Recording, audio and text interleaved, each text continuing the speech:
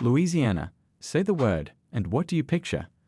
The jazz horns of New Orleans, Mardi Gras beads catching the light, gumbo steaming on a family table. But Louisiana is more than its postcards. Behind the brass bands and parades lies another face of the state, one less visited, one half forgotten. In Louisiana, where the air is heavy with memory, so breathe deep, traveler.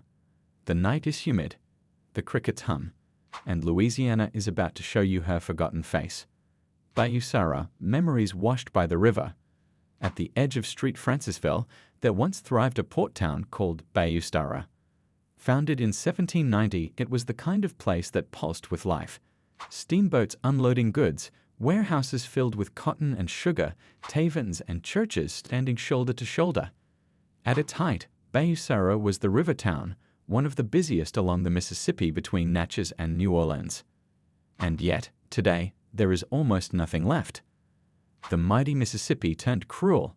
Floods swept through year after year until buildings rotted and families fled.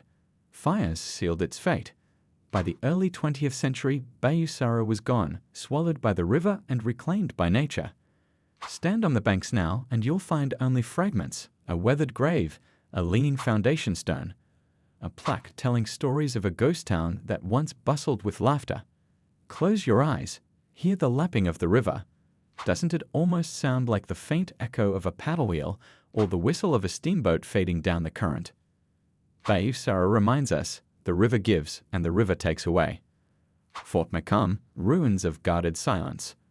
Drive east of New Orleans and you'll find a ruin most people never notice. Fort Macomb sits quietly along Chef Menteur Pass, its brick walls broken, its corridors flooded with stagnant water. Built in the 1820s, this fort once stood as a guardian, protecting New Orleans from naval attack. It never saw a battle. Its only war was with time. Today, moss creeps over its arches. Crabs scuttle across the damp floor. The walls crumble, and yet, as you step closer, you feel a presence, as if unseen sentries still watch from the shadows. The fort isn't open to the public, but boaters and locals tell of eerie encounters, voices echoing from the brick tunnels, the splash of phantom footsteps in water that should be still. The silence here isn't peaceful, it's guarded. Fort Macomb whispers a truth. Some places never fully surrender to history. Frenier, a town lost to the storm. On the edge of Lake Pontchartrain once stood the small town of Frenier. Founded by German settlers, Frenier was a thriving cabbage farming community. Its fields were rich, its people close-knit. But in 1915, disaster struck. A hurricane roared through, tearing Frenier from the map. Entire families perished when the storm surge swallowed homes and swept away the train depot where many had sought refuge. But what chills locals most is the legend of Julia Brown, a voodoo priestess who lived at the edge of town. In the weeks before the storm, she was said to sit on her porch and sing, "One day, I'm gonna die, and I'm gonna take all of you with me." On September 29, 1915, Julia died, and hours later, the storm came. Today, Frenier is gone. Only a cemetery and stories remain. Locals swear that at dusk, you can still hear a woman's song floating across the swampy air, a lullaby of warning, or perhaps a curse fulfilled. Frenier isn't just forgotten, it feels haunted. Abita Springs and the Mystery House. Drive north across Lake Pontchartrain, and you'll reach Abita Springs, a small town known for healing waters and artistic spirit. The town itself feels timeless, but its strangest corner is the Abita Mystery House. From the outside, it looks like a simple roadside shack.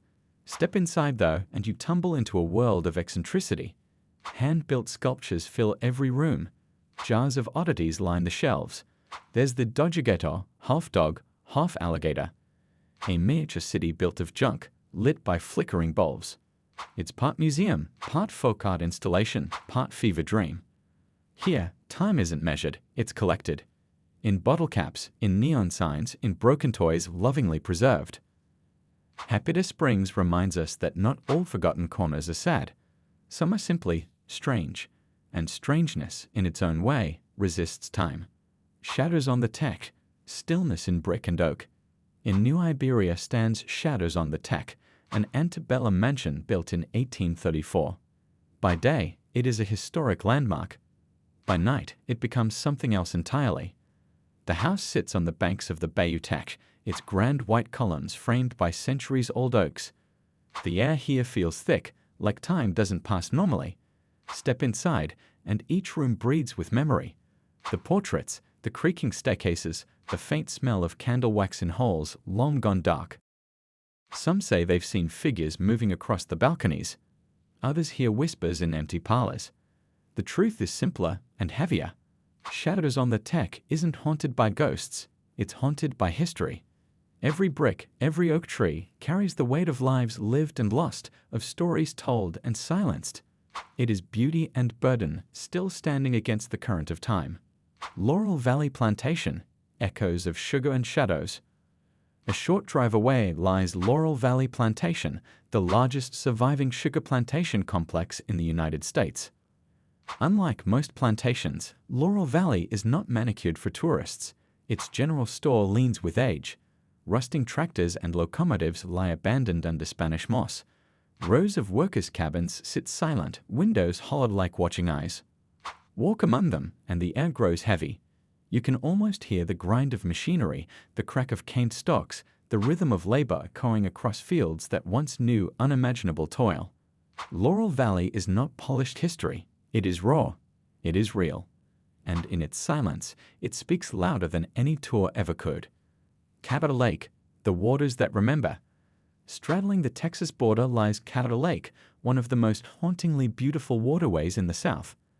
Its still waters stretch beneath a cathedral of cypress trees, their roots tangled, their branches draped in moss that glows silver in the morning mist.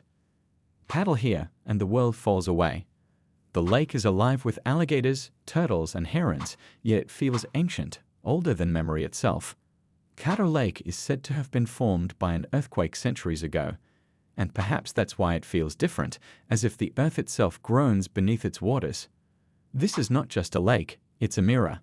Look into it long enough, and you may see not just your reflection, but the reflection of time itself.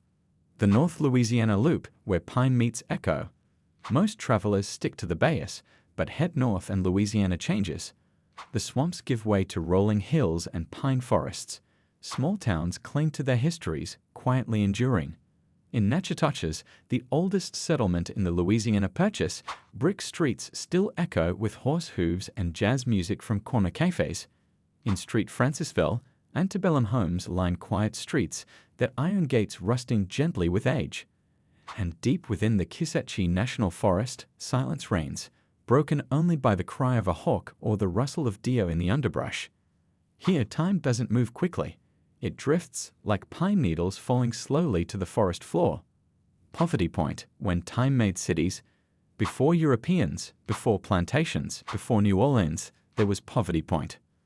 Built over 3,000 years ago, this ancient earthwork complex was once a thriving city of thousands.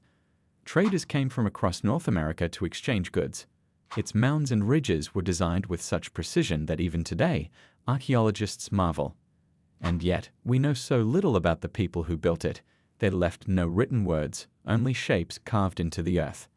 Stand here at sunset as shadows stretch across the mounds, and you feel it, the weight of a civilization lost to time, yet still present in every contour of the land. Bonnie and Clyde marker, a roadside grave of myth. On a lonely highway in Gippsland sits a simple stone marker. Nothing grand, nothing dramatic, but it marks one of America's most infamous moments. Here, in 1934, the outlaw lovers Bonnie Parker and Clyde Barrow were ambushed by police.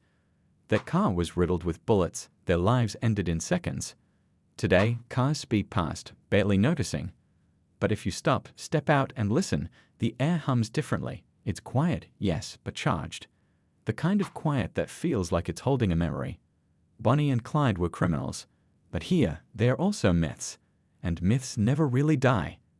They linger like whispers in the tall grass by the roadside. If this journey through Louisiana's hidden soul stirred something in you, don't let it fade like mist on the bayou. Tap like, subscribe, and ring the bell, so together we can keep uncovering the strange, the forgotten, and the timeless. Because the most powerful stories are not always the loudest. They are the ones whispered in the stillness.